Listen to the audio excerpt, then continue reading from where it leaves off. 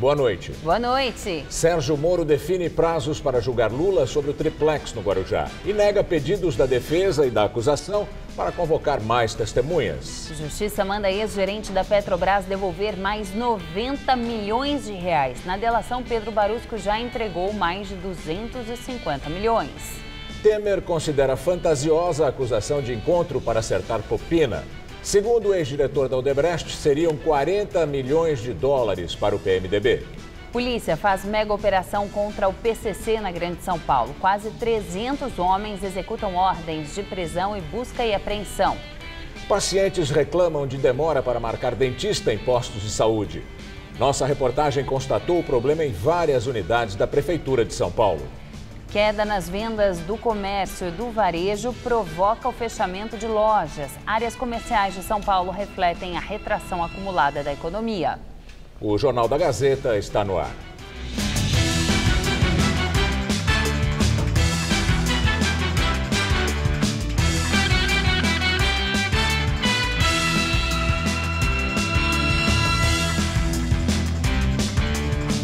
Pacientes reclamam da demora para marcar consulta com dentistas nas unidades básicas de saúde da Prefeitura de São Paulo. Em algumas, a espera pode chegar a 1 ano. Nossa primeira tentativa de conseguir uma consulta com um dentista foi na UBS Cruz das Almas, na freguesia do Ó, Zona Norte. E logo vimos que a missão não seria fácil. O dentista aqui nesse posto é só para quem já é cadastrado no posto e é por ordem de família. E aí é um pouco demorado. Porque a gente só tem um dentista. De acordo com a Secretaria Municipal da Saúde, o serviço é oferecido em 392 unidades básicas de saúde e outros 29 centros de especialidades odontológicas, com 1.538 dentistas, que realizaram só no ano passado cerca de 100 mil atendimentos por mês. Nossa equipe de reportagem também esteve aqui nesta UBS, na rua Humaitá, na região da Bela Vista, conhecida por ser uma referência em tratamentos odontológicos. Mas conseguir uma consulta aqui também pode levar um bom tempo. Para novembro. Mas nem se for, por exemplo, quebrou o dente e precisa um pouco mais de urgência, não tem? Tem lugar que tem de urgência, mas só para dor. O funcionário afirma ainda que existem apenas 2 dentistas na unidade e que as pessoas que já foram atendidas anteriormente têm prioridade, já que precisam terminar o tratamento. Para Damião, não foi fácil conseguir a primeira consulta na UBS Humaitá. Começou em 2015. E eu procurei o dentista, falou que não podia ser atendido. Aí eu procurei um dentista particular. Gastei em torno de R$ 1.500, não resolvi o problema. E eu tive que voltar no posto de novo, quando de fato eu descobri que o problema era realmente os dentes que teria que ser tirado. Se tivesse passado a primeira vez, eu não tinha perdido 7 dentes. Na UBS Nossa Senhora do Brasil, também na Bela Vista, o agendamento é mais rápido. Você precisa uma declaração do trabalho, tá? A declaração que você trabalha lá, aí você traz aqui, a gente abre o prontuário e marca uma consulta com o dentista. Quanto tempo para agendar? No começo de junho. Já na UBS do Jardim Conquista 3, no extremo da Zona Leste, foi onde encontramos o maior número de reclamações. Os pacientes afirmam que é preciso aguardar 1 ano para ser atendido. É por famílias, né? Pelos grupos. Então, no meu caso, que o meu grupo só vai ser lá para o final do ano. Então, se eu preciso de uma emergência, eles me atendem antes, mas para fazer meu tratamento mesmo só até quando chegar a minha vez. Se o grupo familiar já passou e você veio, só no ano que vem e olhe lá. Eles falam que é muita gente, é muita demanda. A Secretaria Municipal de Saúde disse que todo mês 25 pessoas passam por triagem com 3 dentistas na UBS Humaitá, mas que devido à procura, alguns pacientes podem esperar até 3 meses para ser atendidos. Na UBS Jardim Conquista 3, cerca de 40 famílias são atendidas mensalmente. A secretaria destaca ainda que nas 2, os casos de urgência são atendidos na hora e que as pessoas da mesma família podem sim realizar tratamentos simultâneos conforme a gravidade. A polícia libertou 6 reféns depois de uma tentativa frustrada de assalto a uma agência dos Correios, na zona leste de São Paulo. A agência, que fica em uma rua tranquila na Vila Formosa, não abriu hoje. Nervosos, funcionários não quiseram falar com a imprensa. 3 homens e 3 mulheres ficaram reféns por quase 4 horas na mira de um revólver calibre 38. A ação começou bem cedo. A tesoureira da agência, que tem a chave do cofre, foi rendida por 2 criminosos quando saía de casa. Alguém viu e avisou a polícia pelo 190. O carro dela, esse Celta preto, passou a ser monitorado por um sistema de radar e foi alcançado por uma viatura da PM quando eles já estacionavam aqui em frente à agência. Um dos criminosos conseguiu fugir, só que o outro entrou com a funcionária e fez os 6 reféns. O criminoso manteve as vítimas dentro da agência do Correio, fechou as portas e ameaçando a todo instante essas vítimas, né, e mantendo as refém para garantir aí da sua integridade física. Mais de 20 policiais participaram da negociação. O GAT, Grupo de Operações Especiais da PM, também foi chamado. Atiradores de elite se posicionaram nos telhados. A polícia acredita que ele sabia da rotina da funcionária. Mesmo cercado, separou numa mochila o troco do caixa e um colete à prova de balas que pretendia usar na fuga. O material foi levado para a delegacia. Depois de muita negociação, os reféns saíram com as mãos na cabeça. O criminoso saiu abraçado com a última funcionária, que ele usou como escudo. Ninguém se feriu. A população carcerária do Brasil passa de 600 mil presos. A volta deles ao convívio social é um desafio, ainda mais quando o detento tem uma luta pessoal a travar, como o vício em drogas. O Jornal da Gazeta exibe agora a história de uma mãe que, mesmo depois de reabilitada, corre o risco de voltar às grades. É em casa que Desirê faz bolos e doces por encomenda e com talento de quem já foi chefe de confeitaria. Ofício que aprendeu depois de chegar ao fundo do poço. Viciada em crack desde os 13 anos de idade, foi internada 19 vezes. Morava na rua. Quanto tempo? Eu acho que foi a vida toda, mas ininterruptos foi de 2005 a 2012, sem nenhum retorno. Você morava na Cracolândia? Eu morava debaixo da ponte. Usava crack diariamente? 24 horas por dia.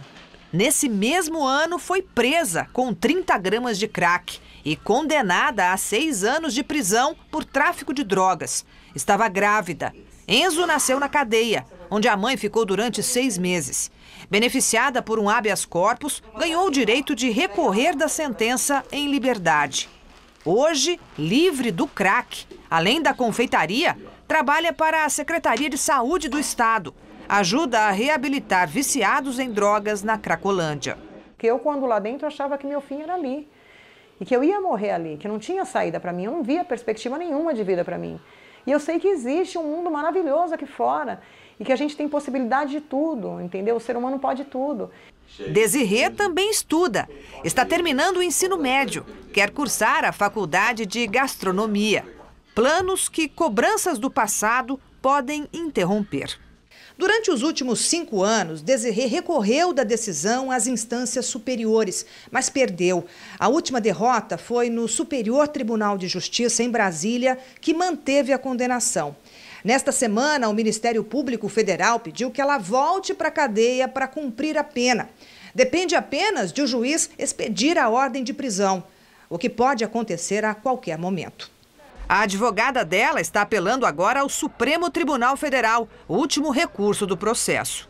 Em geral, é feita uma análise fria do que está no processo, né? Essa quantidade de droga, esse antecedente, se a pessoa tem antecedentes ou não, se ela é primária ou não, isso define a situação na visão do judiciário, né? A Defensoria Pública tentou e tem tentado trazer esse quê de humanidade ao processo. Uma das finalidades da pena não é justamente a ressocialização, não há o que mais ressocializar, ela está absolutamente ressocializada. A pessoa que eles prenderam lá atrás era dependente química. Tudo bem, era uma outra pessoa. E era dependente química, ela não era traficante, entendeu? Hoje eu sou uma pessoa como qualquer outra, recuperada. Eu acho que eu até de certa forma contribuo para o bom andamento da sociedade. Mesmo que eles entendam que eles estão dentro da razão deles, para me manter sentenciado, eu acho que eu mereço uma segunda chance. Em entrevista a rádios regionais, o presidente Michel Temer afirmou que acusações de que teria negociado propina são fantasiosas. Michel Temer disse que as declarações feitas em delação premiada pelo ex-executivo da Odebrecht, Márcio Faria, devem ser apuradas. Segundo Faria, em 2010, houve uma reunião comandada por Temer, em São Paulo, em que se discutiu o pagamento de 40 milhões de dólares de propina para o PMDB. O judiciário vai levá-los adiante, vai verificar. Né? Essa coisa de sentado, como é que é? Sentado numa cabeceira, fazendo uma reunião de mafiosos, né? E 40 bilhões, quanto é 40 bilhões de dólares, você disse? É muita coisa, né? 40 milhões, é muita coisa, né? Muita coisa. Realmente são, vou usar a sua expressão, são coisas fantasiosas, mas que pegaram, né? Divulgou-se muito, né? Isso tem que ser apurado, será apurado ao longo do tempo. O presidente negou a informação de que o filho dele, Michelzinho, teria uma babá e que ela teria um cargo de confiança. De acordo com a coluna do jornalista Lauro Jardim, no jornal O Globo de ontem, o Palácio do Planalto emprega Leandra Brito como assessora do Gabinete de Informação em apoio à decisão, um órgão responsável por assessorar o presidente da República. Não existe babá coisa nenhuma, existe uma senhora lá que cuida da casa, etc. E foi contratada aqui pelo Palácio. Contratada pelo Palácio, como é a estrutura, aliás, do Palácio da Alvorada, do Palácio Jaburu, são formatados, são formalizados pelo Palácio. Não é? Você sabe que eu saí de vice, portanto, de uma estrutura de vice, para a estrutura da presidência. E aqui está havendo adequações. Então, estão vendo, por exemplo, o fato dela ser contratada por um órgão aqui, um organismo aqui interno, se pode ou não prestar serviços lá. Se não puder prestar serviços, evidentemente que haverá uma reformulação. Não é babá do meu filho, coisa nenhuma. Juiz Sérgio Moro nega pedido da defesa do ex-presidente Lula e do Ministério Público Federal para ouvir mais testemunhas na ação que envolve o triplex em Guarujá. Sobre a solicitação da defesa do ex-presidente, o juiz Sérgio Moro argumentou que faltou identificação completa como nome e endereço das testemunhas. Já sobre a solicitação do Ministério Público Federal, diz que já ouviu muitos depoimentos sobre o apartamento triplex e sobre a reforma dele, não sendo necessários novos interrogatórios a esse respeito. No despacho, Moro escreveu que se faz necessário é dar valor oportunamente aos depoimentos já tomados juntamente com as demais provas. A defesa de Lula diz que vai recorrer. Em nota, o advogado Cristiano Zanin diz que a inocência do ex-presidente Lula foi comprovada pelo depoimento das 73 testemunhas ouvidas no caso do triplex, sob o compromisso de dizer a verdade. A defesa diz ainda que, ao convocar novas testemunhas, o Ministério Público Federal reconheceu que não dispõe de prova da acusação formulada contra Lula. Na mesma decisão, o juiz também estabeleceu um cronograma de entrega das alegações finais, procedimento que antecede a sentença. O Ministério Público terá o prazo de 25 de maio a 2 de junho. A Petrobras, parte interessada, entre os dias 5 e 6. E a defesa de Lula, de 7 a 20 de junho. Encerrada essa fase, Sérgio Moro poderá proferir a sentença. O Ministério Público Federal poderá apresentar uma nova denúncia contra o ex-presidente Lula já nos próximos dias. Ele, que já é réu em 5 ações penais, desta vez por obstrução de justiça. A suspeita aumentou logo após o depoimento de Lula ao juiz Sérgio Moro. No interrogatório, Lula confirmou ter participado de reuniões com o ex-presidente da OAS, Léo Pinheiro, e o ex-diretor de serviços da Petrobras, Renato Duque, já condenados na Lava Jato. Os dois já tinham afirmado em depoimento a Moro que Lula teria pedido para que provas do esquema de corrupção da Petrobras fossem destruídas. A defesa de Lula nega acusações e diz que qualquer iniciativa da Lava Jato neste momento servirá para reforçar que Lula é vítima de perseguição política por meio de procedimentos jurídicos. Agora o comentário de Josias de Souza, direto de Brasília. O drama do PT aprofundou-se. Nos últimos dias, o partido assiste ao estilhaçamento da imagem de Dilma Rousseff e à deterioração da condição político-penal de Lula. Dilma, que já carregava a pecha de incompetente, passou a arrastar as correntes da suspeição. Tornou-se matéria-prima para a força-tarefa da Lava Jato. Quanto a Lula, até os petistas mais chegados avaliam que ele será condenado no processo sobre o triplex do Guarujá. A derrocada é mais constrangedora para Dilma, mas é a degeneração de Lula que causa maiores prejuízos políticos ao PT. Há uma nova Dilma na praça, Descobriu-se que aquela senhora que produziu a ruína econômica mantinha uma vida secreta no Alvorada sob o codinome de Iolanda. Lula frequenta o mesmo submundo, a diferença é que ele participou do enredo no papel de si mesmo. O PT lida com um novo tipo de personagem, o delator de estimação. Depois da delação do casal do marketing petista, João Santana e Mônica Moura, vem aí a deduragem do grão-petista Antônio Palocci e do petista de resultados Renato Duque. Dilma tende a virar farelo. Lula tentará manter sua candidatura presidencial. Ele só nega ao PT a oportunidade de construir um plano B. Muitos dirão que Lula é egoísta, mas quem o conhece sabe que ele, como sempre, está apenas sendo generoso consigo mesmo. Boa noite. Daqui a pouco, uma entrevista ao vivo com o jurista Walter Maierovitch sobre o trabalho da Justiça e as investigações da Lava Jato. A semana começou ensolarada aqui em São Paulo e as temperaturas continuaram amenas, né? À tarde, a máxima não passou dos 23 e agora são 16 graus por aqui. Vamos ver em detalhes a previsão do tempo com Mariana Armentano.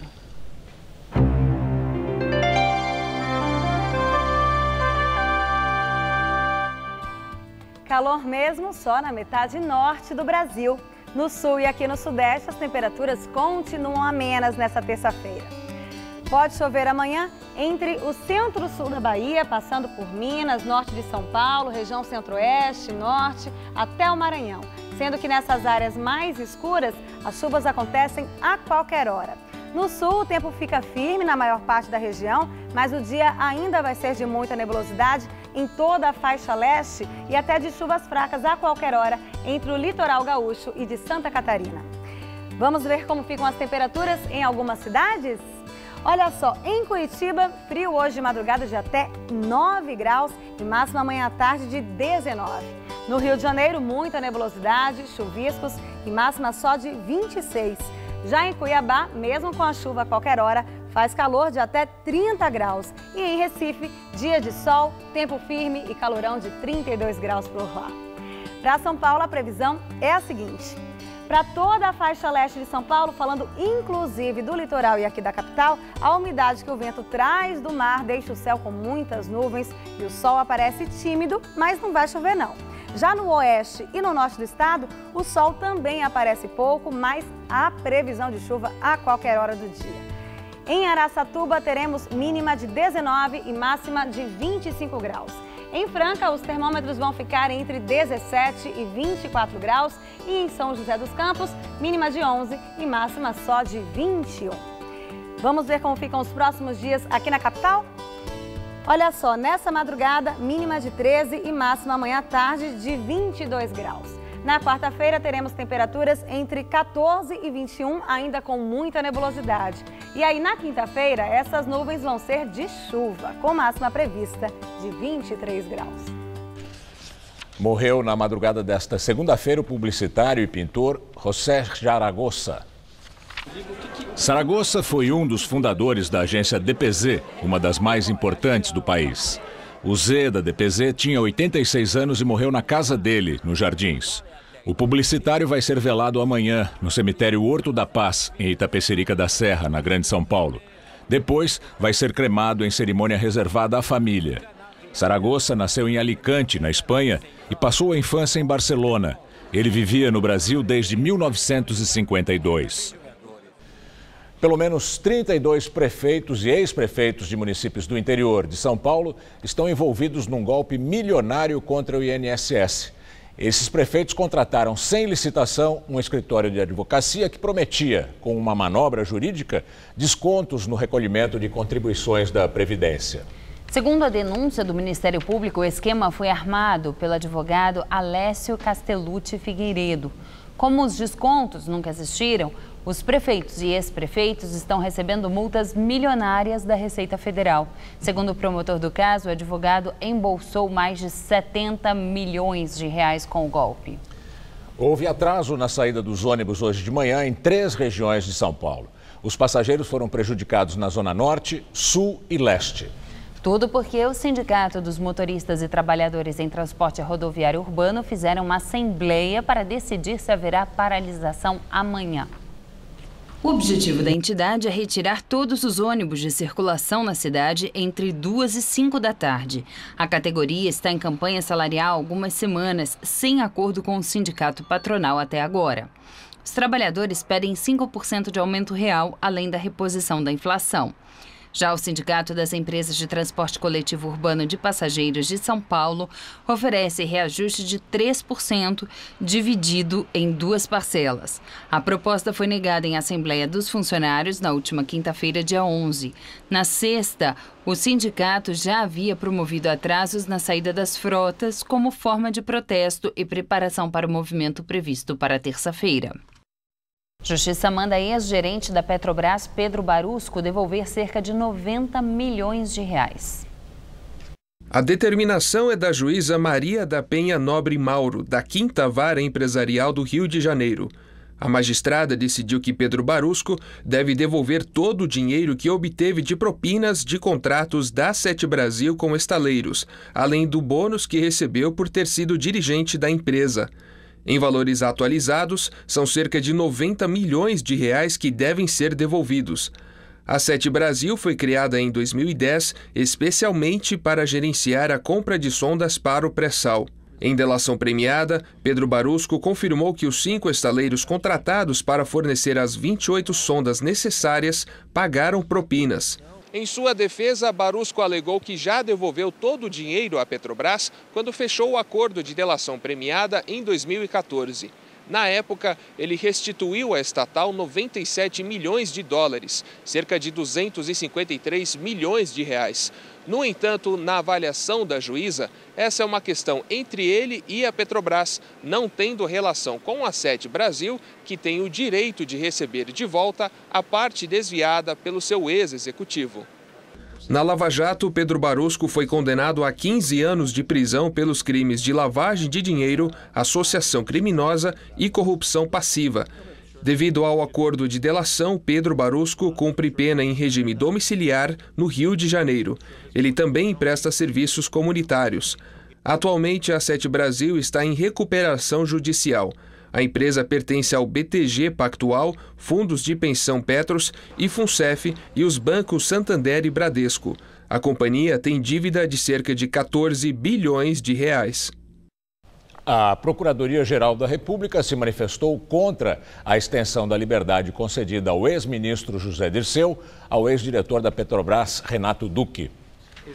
Em ofício enviado ao ministro Dias Toffoli, o Procurador-Geral da República em exercício, José Bonifácio Borges de Andrada, disse que não há identidade ou similaridade relevante nos fatos que levaram os dois à prisão preventiva. Para a Procuradoria, Dirceu integrava o núcleo político da suposta organização criminosa que atuava na Petrobras. Duque fazia parte do núcleo administrativo. José Bonifácio diz ainda que Dirceu permaneceu preso pelo risco de receber novos recursos desviados da Petrobras.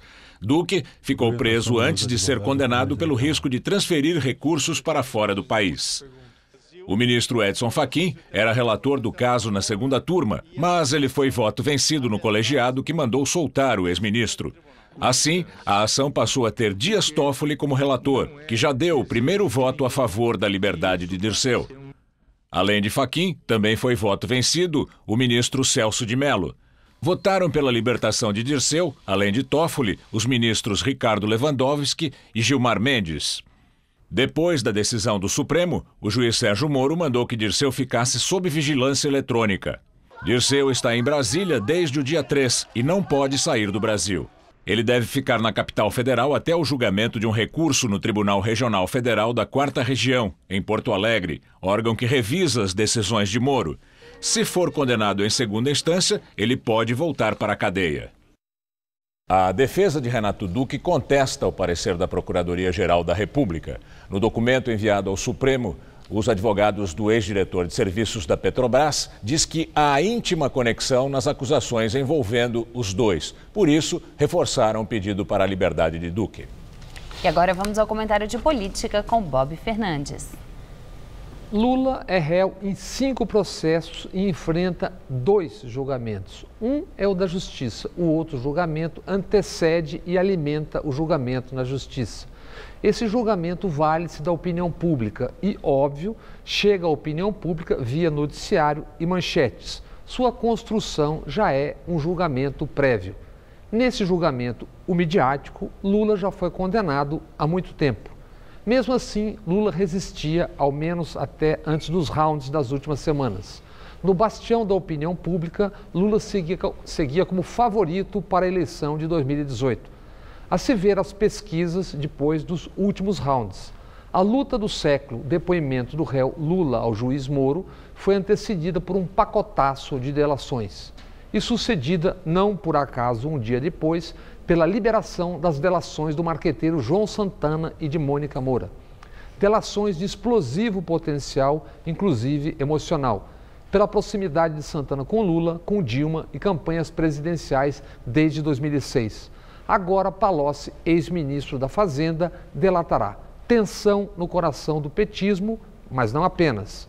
Bancos, grandes empresários de todo e qualquer setor sabem como, distante das manchetes, se move o Brasil dos poderosos e o que se costuma pedir a um ministro da Fazenda. O estampar das manchetes como prova toda e qualquer delação pode, com Palocci, produzir resultados devastadores. Não apenas para Lula e PT.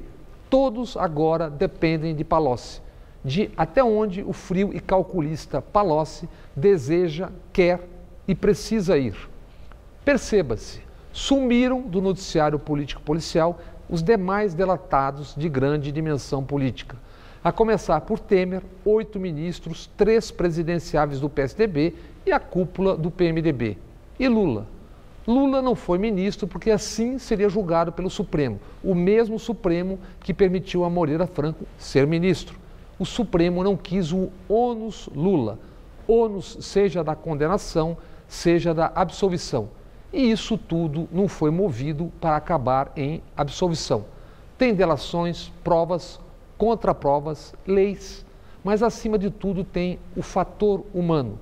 Na luta do século, Moro é o juiz. Boa noite. Na Venezuela, os protestos contra o governo de Nicolás Maduro entram na 7ª semana. Os protestos de hoje bloquearam vias em várias cidades. Maduro enfrenta a onda de atos contra seu governo desde o dia 1º de abril e os confrontos já deixaram cerca de 40 mortos e centenas de feridos. A oposição venezuelana rejeita a convocação de uma Assembleia Nacional Constituinte, que alega é para evitar eleições e manter Nicolás Maduro no poder. A Organização dos Estados Americanos anunciou que vai convocar uma reunião para discutir a crise na Venezuela. Maduro considera essa decisão como uma ingerência e iniciou a saída do país da OEA há 2 semanas. Um dia depois da posse, o presidente francês Emmanuel Macron faz a primeira viagem internacional e se reúne com a primeira-ministra alemã, Angela Merkel. Na reunião de hoje, Macron afirmou que, junto com a Alemanha, o governo francês vai defender a necessidade de uma Europa menos burocrática. Merkel afirmou que o bloco europeu vai continuar forte com a França à frente e que sabe que Macron será uma ferramenta importante para isso. Emmanuel Macron anunciou hoje o republicano conservador Édouard Philippe como novo primeiro-ministro francês.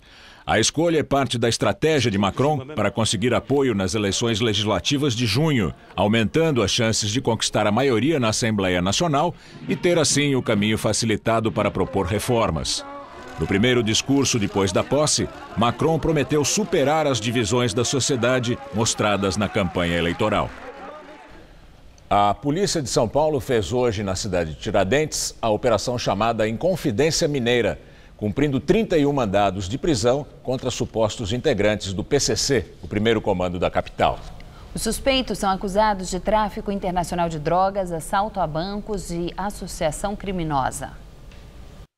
Dos 31 procurados na operação de hoje, só 2 foram capturados.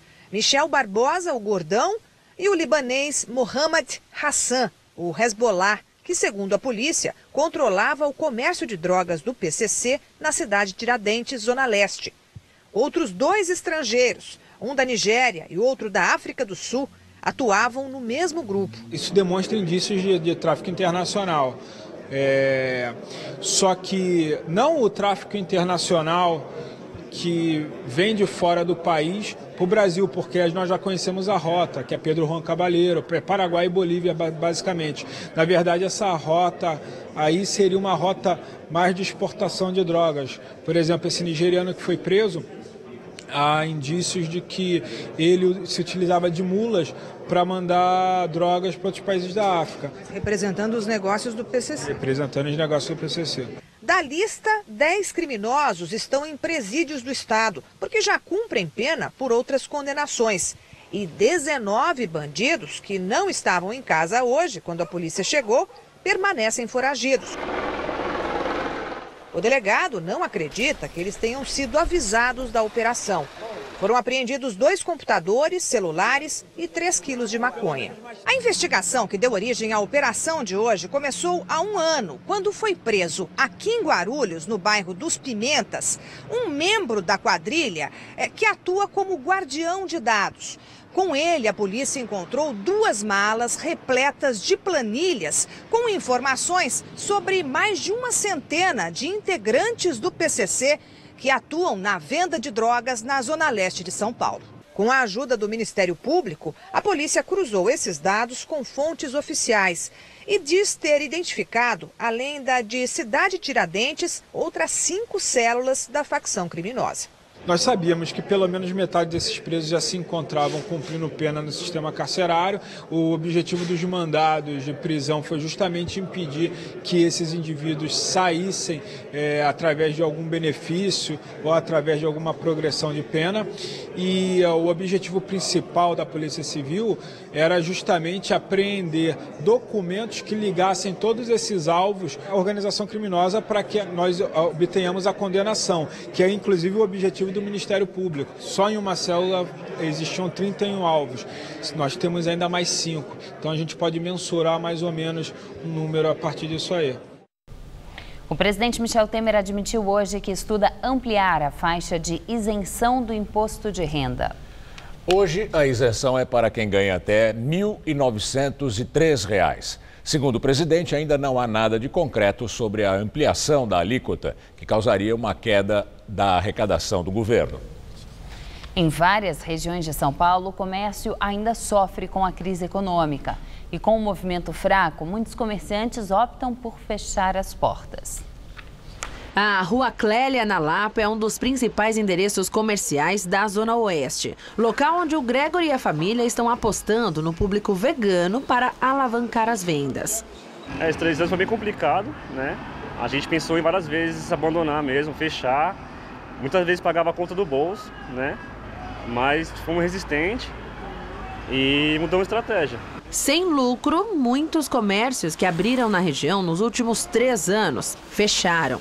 Dá medo mesmo, que inclusive no quarteirão de baixo o cara fechou, que trabalha com comida, fechou na hora do almoço. Não abre mais na hora do almoço, só à noite, entendeu? Então por aí você tem um termômetro. Segundo o IBGE, o volume das vendas varejistas caiu 4% em março deste ano, com relação ao mesmo mês de 2016. Um susto para quem apostou em um novo comércio em plena crise, como a Mi, que abriu há 2 anos uma loja na Liberdade. Quando a gente realmente estava tentando fazer desde a parte da reforma, muitos vieram com negativismo. Vocês estão meio... Você tem certeza mesmo? Olha isso, o aluguel não é muito barato e tudo mais. Todo dia é um resultado árduo que a gente tenta deixar para o futuro, ficar melhor, mais forte. Aluguel, IPTU, manutenção do comércio, contas de consumo, como água, luz e telefone, além de benefícios e salários dos funcionários. Para se manter um negócio próprio, são tantas despesas que muitas vezes chega no fim do mês e os orçamentos estão no vermelho. Daí, para muita gente, o jeito é fechar as portas. Na Rua João Cachoeira, na Zona Sul, só em uma esquina, 4 lojas deixaram de funcionar desde janeiro, uma ao lado da outra. No centro, o que mais se vê são placas para alugar ou vender os imóveis. No ramo de corretagem, há 30 anos, Eduardo conta que a queda na procura por parte dos clientes é tanto para fins comerciais quanto residenciais. 2014... foi quando teve início assim, que começou a preocupar realmente o mercado. Eu acredito que de lá até o auge, que foi perto do final de 2016, Eu acredito que não com exatidão, mas em torno de uns 60% de queda na procura de imóveis. Para este ano, as expectativas estão começando a melhorar. Nesses primeiros 4 meses do ano, os resultados foram um pouco melhores que o mesmo período do ano passado. Então, isso dá uma certa tranquilidade que a gente tem feito um trabalho bom e de que tomara que as coisas continuem assim. Pela primeira vez desde 2014, o comércio registrou aumento de 2% nas vendas durante a semana que antecede o Dia das Mães, em relação ao mesmo período do ano passado. O levantamento foi feito pela Serasa Experian e a Boa Vista SCPC indicou que houve queda de 5,5% nas compras parceladas, porque os consumidores pagaram mais à vista.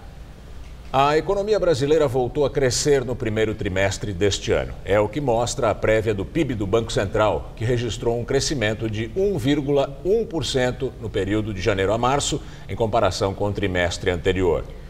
O IBCBR é um indicador criado pelo Banco Central para tentar antecipar o resultado do Produto Interno Bruto.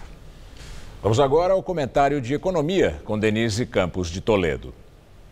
O PIB oficial só vai sair em junho. Se vier positivo, como indicou o IBCBR, vai marcar o fim da recessão.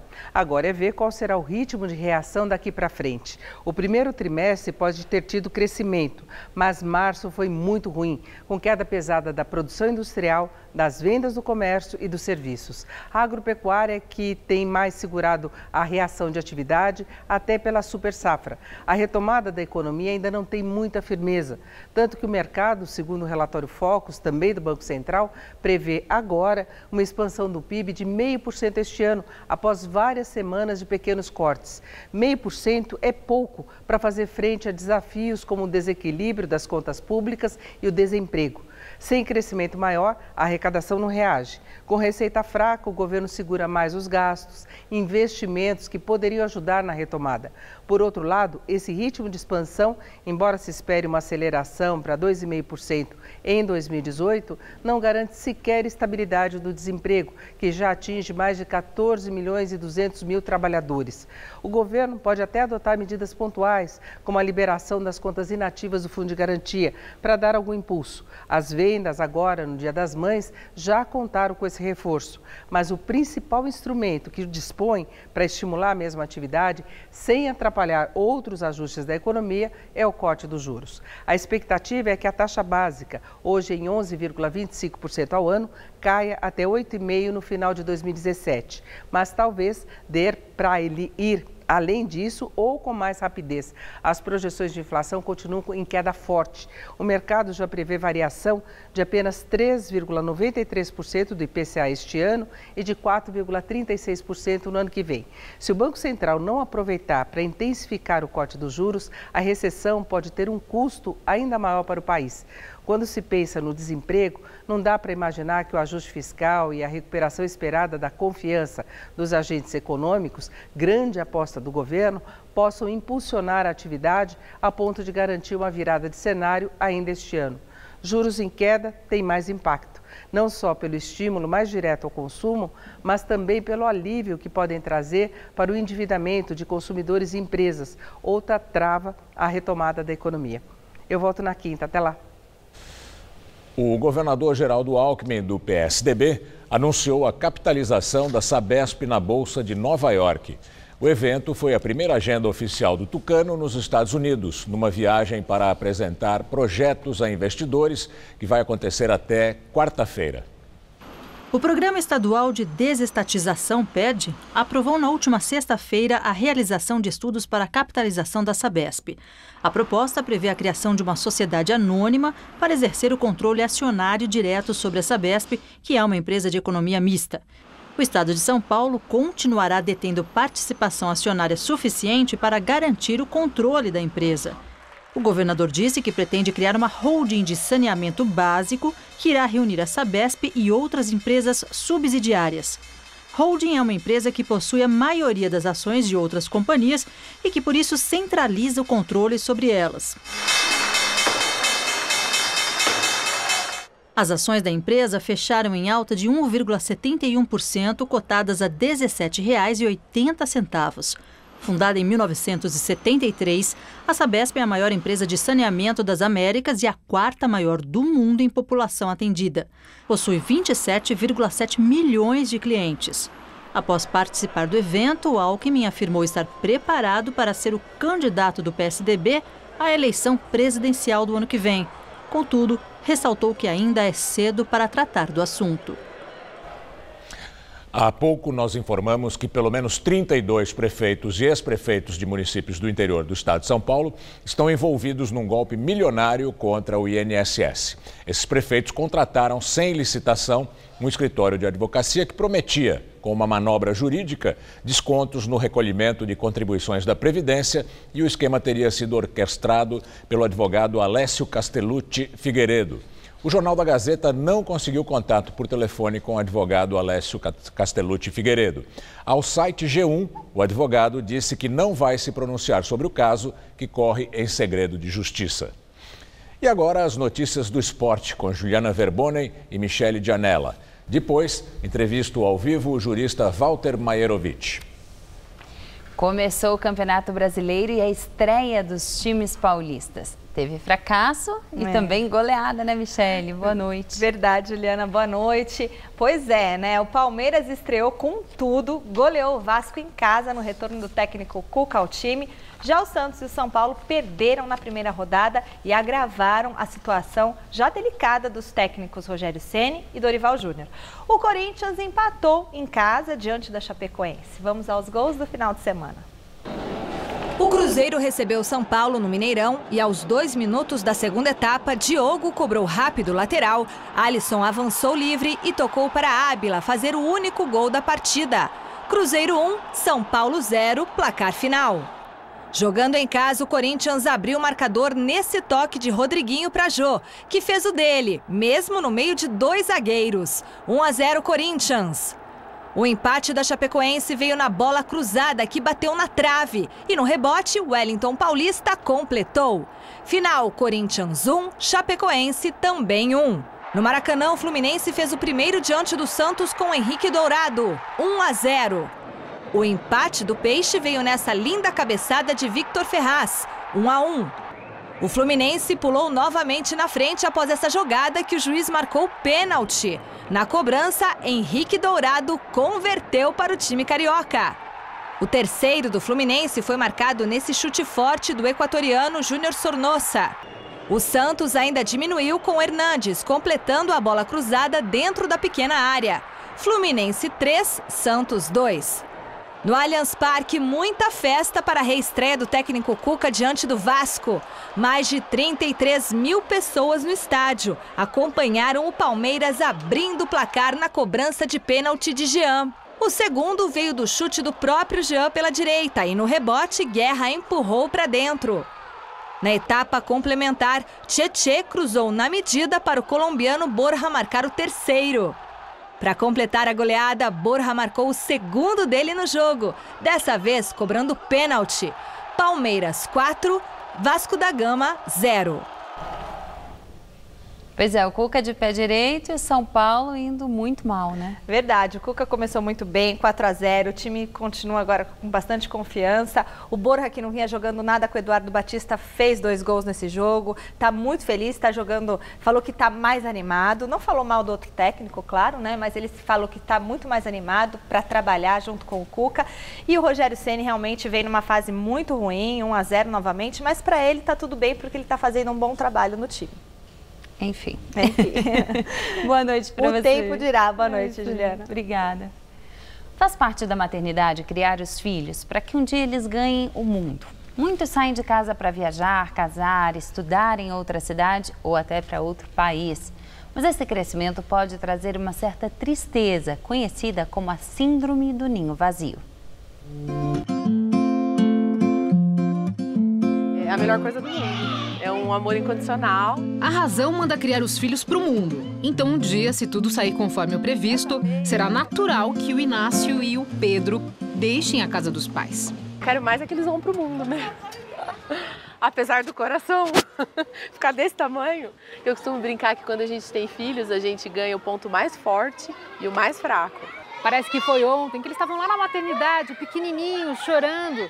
E de repente eles já estão grandes, correndo, brincando, estudando, fazendo arte. Para os pais, o tempo passa muito rápido. E de repente os filhos estão realmente grandes, moços, querem ganhar o mundo, voar com as próprias asas. E deixam para trás um grande silêncio e um imenso vazio. A experiência, quase certa para os pais, foi batizada na psicologia de Síndrome do Ninho Vazio. Um luto do si mesma, aquela que era tão importante para aquelas crianças. Sem dúvida, se volta a uma situação inicial, quando este casal começava a vida e eram só os dois. E agora são os dois de novo. Para Rita, mãe de 3, é tudo muito recente. Há 4 meses, o Túlio foi morar com a namorada. No mês seguinte, foi a vez do Igor ir embora. Ela acabou internada por causa do intestino que travou. Você pode dormir os 5 na mesma cama, que aliás é uma das coisas que eu também sinto falta.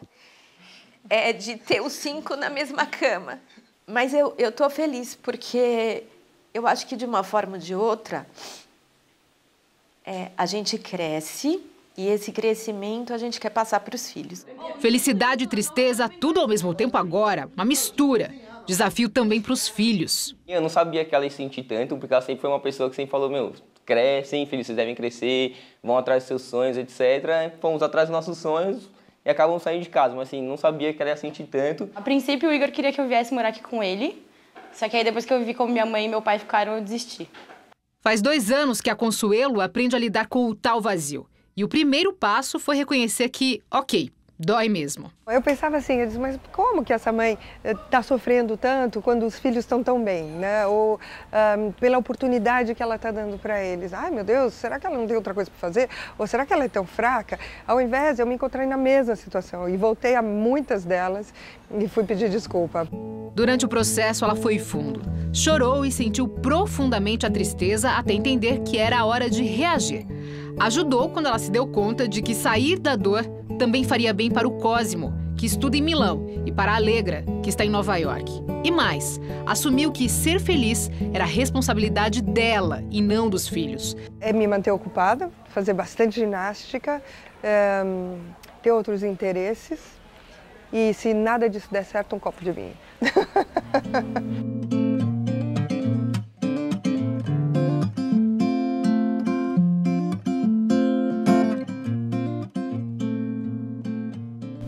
A seguir, Rodolfo Gamberini entrevista o jurista Walter Maierovitch sobre as investigações da Lava Jato. Vamos agora à entrevista do dia hoje com Rodolfo Gamberini. Nosso convidado é o jurista Walter Maierovitch, presidente do Instituto Giovanni Falcone de Ciências Criminais, também desembargador aposentado do Tribunal de Justiça de São Paulo. Obrigado por estar aqui conosco essa noite. É um prazer. Pelo que o senhor viu do depoimento do ex-presidente Lula ao juiz Sérgio Moro, em Curitiba, o senhor acha que o juiz tem elementos para condená-lo ou absolvê-lo? Olha, eu iria para um outro caminho, para não ficar aí no chute. É o seguinte, o juiz, no sistema processual penal brasileiro, tem o livre convencimento, mas não é um livre convencimento solto. Ele precisa dizer, tintim por tintim, porque ele está convencido, por exemplo, do fato A ou B, no caso específico. Então, ele precisa motivar o seu convencimento. Agora, para motivar o convencimento, ele precisa buscar prova e precisa dizer por quê. Delações são motivo de convencimento de um juiz, mesmo quando há outro tipo de depoimento frontalmente contrário a essas delações? Ele tem o livre convencimento, mas evidentemente que ele precisa pegar uma prova que tenha um apoio, um eco nos autos. Se ele pega uma delação sem eco, simplesmente... Sem prova, o senhor disse? Sem ou elementos a corroborar essa delação. Aí, evidentemente, que ele vai se apoiar num nada, num vazio. Então, por isso é que se diz que a delação sozinha não tem nenhum valor de força probante, de prova. Quer dizer, indícios, delações e provas têm peso diferente na decisão do juiz? Sim, é bom a gente lembrar que o indício nada mais é do que um indicativo de prova. É um indício, o indicar para um determinado sentido. O indício sozinho é o nada. Agora, um indício que tem um lastro de suficiência, evidentemente que ele vale para condenar. O juiz pode condenar por indícios suficientes. Agora, se não houver prova suficiente, se as provas são contraditórias, ele não se convence de nenhuma prova forte, ele absolve porque a regra antiga é do indúbio em favor do réu, que é presumidamente inocente. É por isso que o sistema constitucional processual é assim. Nesse caso específico do ex-presidente Lula sendo julgado pelo juiz Sérgio Moro, o senhor viu provas convincentes? Olha, na realidade é muito difícil para um jurista distante e sem ter todos os documentos e fazer o confronto, opinar. Agora, vale sempre reforçar, é o livre convencimento do Moro, o que vai interessar o que ele vai achar, e mais do que isso. A sentença dele está sujeita a reexame, vai ser reexaminada. Então, é o livre convencimento do Moro e também o convencimento dos desembargadores que vão apreciar a apelação, no caso de absolvição ou no caso de condenação. E o senhor acha que, no caso do juiz Moro condenar o ex-presidente Lula, há tempo para que o TRF da 4ª Região, lá de Porto Alegre, que revisa as sentenças do Moro, ratifique essa decisão e torne o ex-presidente inelegível? É difícil saber o andar dessa carruagem. Agora, é importante lembrar o seguinte, se o tribunal confirmar a decisão, cabe ou não a prisão. Aí é que todo mundo discute e evidentemente que o Supremo não tem ainda um caminho seguro a respeito, tem uma decisão que não foi por unanimidade. Essa questão pode ser reaberta e evidentemente se pode buscar uma liminar, alguma coisa assim. É difícil, mas se admitir a execução provisória de uma sentença, não é questão pacificada no Supremo Tribunal Federal. Mas aí o senhor está falando especificamente da prisão. Agora, a inelegibilidade do ex-presidente fica decretada pelo TRF. Fica dependendo do tempo. Porque existe um procedimento eleitoral para a inscrição de candidatos, há quem diga que até agosto. Depende de interpretações, sim. O senhor acha que, conhecendo o Supremo como o senhor conhece, e já disse que não foram unânimes as decisões, essa decisão do colegiado não foi unânime, como é que o senhor acha que o Supremo está pensando hoje? Olha, o Supremo é um dos tribunais de difícil previsão, como a gente está vendo. Acabamos de ver no seu jornal que o Supremo vai decidir num determinado sentido com relação a um dos delatores, numa situação Zé Dirceu. E já tivemos o voto do Toffoli, que é completamente diferente ao do José Dirceu, onde evidentemente a coerência nenhuma, né? O senhor falou que os prazos são mais ou menos elásticos na decisão do TRF. Todos os partidos que chegaram ao poder no Brasil se corromperam, todos, sem exceção. PP, com PMDB... alguma exceção, o PSOL não há notícia. Não chegou ao poder. Que chegou ao poder. Todos os partidos chegaram ao poder. Sim. O PSOL ainda não chegou ao poder. PP, PMDB e PSDB, para citar apenas 3 partidos grandes, têm delações muito fortes dos delatores da Odebrecht. Por que esses processos, alguns processos andam e outros não andam? O problema todo é que o convencimento para entrar com uma ação penal, iniciar um processo penal, é do Ministério Público, a chamada opinião sobre o delito. é do Ministério Público. Por quê? Porque ele é o titular da ação penal. Ele é o que representa o direito de punir do Estado. Então, o que acontece? O Ministério Público, ora, acha que tem elementos para denunciar A, mas não tem elementos para denunciar B. Ainda que delatados pela mesma fonte? Sim, porque a delação por si só, como a gente já falou, precisa de confirmações. Então, por vezes, os inquéritos são abertos para verificação se aquilo que foi dito é ou não verdade. E o Ministério Público trabalha sempre pensando no seguinte: na dúvida, denuncia. Mas, como ele sabe que no processo se busca a verdade real, ele tem uma maior atenção numa prova com mais força, mais consistência. Tá bem. Nosso tempo se esgotou. Agradeço muito a sua entrevista e seus esclarecimentos. Obrigado. Muito obrigado. Boa noite. O Jornal da Gazeta termina aqui. A edição de hoje pode ser vista no site do Jornal da Gazeta. Eu te encontro daqui a pouco em nossa edição das 10. Boa noite. Nós voltamos amanhã às 7 da noite. Boa noite e até lá.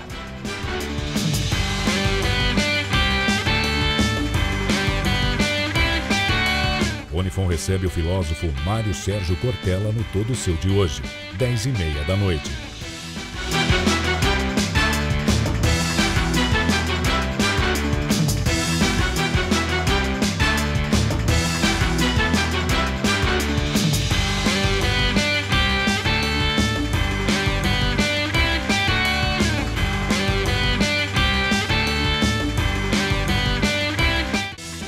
Jornal da Gazeta.